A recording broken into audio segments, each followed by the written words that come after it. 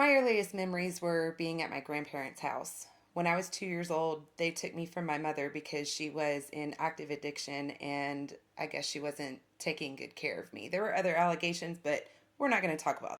So when I was 4 years old, my aunt got legal guardianship of me and we lived a really good life. She took very good care of me and I was spoiled rotten. I had name brand shoes, clothes, everything a child needs, so much structure. She was super strict. But one day, she found a pack of cigarettes that I had stolen from her. I was 11 years old trying to impress a girl down the street, and she actually dropped me off at my mother's doorstep like a dog with a backpack full of clothes. The last thing that she told me was, I'm taking you here because I want you to know what it feels like to live poorly. Inside the new home, mom and new stepdad were doing drugs and extremely violent with each other.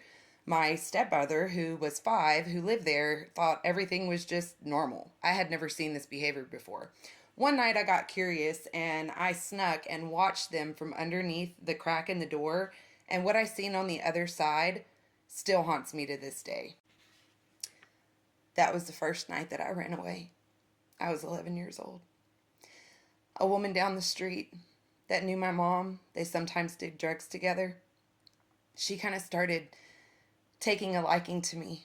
She would wait for me at the bus stop. I started to trust her. I even called her mom number 2. At a party one night, she actually sold my virginity. I was only 12 years old. I trusted her. I trusted her. It was somebody that I fully trusted, and she took advantage of me. And it didn't stop there. It just got worse. Then she would encourage me and tell me, run away from home, Carla, come with me. And she would take me to trap houses and sell me to drug dealers in exchange for drugs. I was in and out of juvenile detention constantly because I would run away, breaking and entering. Something that a lot of people don't realize is that every single night for a runaway kid on the streets, a kid living on the streets, every night to sleep in a bed, it costs that child something. Every meal, everything that they need, it costs something. And they don't have money to pay, so what do you think that these people are getting from them? My very first charge, let's talk about that. My very first charge was for terroristic threat because I told my stepdad in front of the police that I had called one night when he was beating the crap out of her. I told him in front of the police, I said, if you touch my mom again, I'll kill you in your sleep. I called them because they were supposed to arrest him. They instead took me. I was 13. My first charge. So great. Spent the night in juvenile. I eventually started breaking other laws. I had a burglary charge because I broke into an abandoned house and spent the night. Eventually, I stopped going to school, but it seemed like nobody even noticed that I stopped. And things would get worse. I started to spend weeks on the streets with this woman strung out on drugs at 12 years old. That's not something that I wanted. That's not something that I asked for. I wanted somebody, anybody, to love and care about me.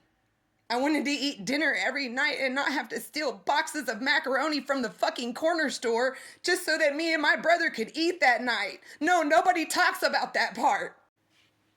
My reality as a child was constantly feeling like my body belonged to somebody else because there was always something that I needed. And the only way I could get those things was by letting other people do horrible things to me behind closed doors.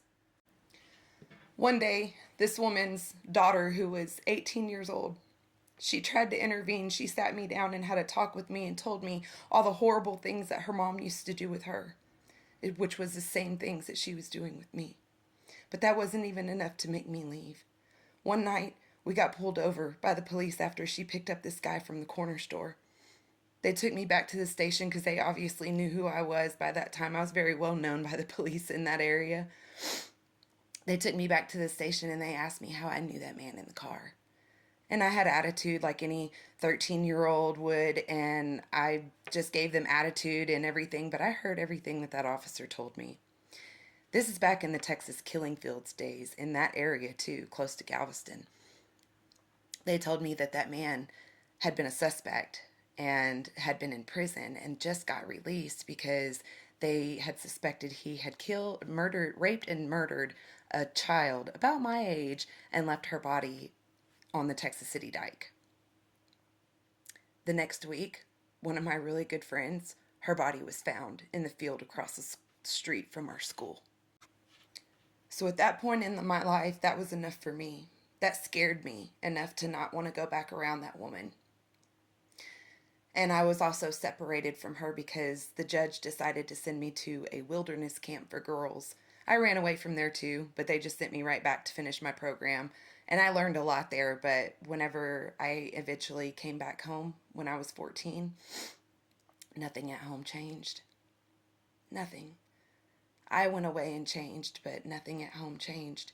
So I'm going to stop right there for now, and we'll talk some more later.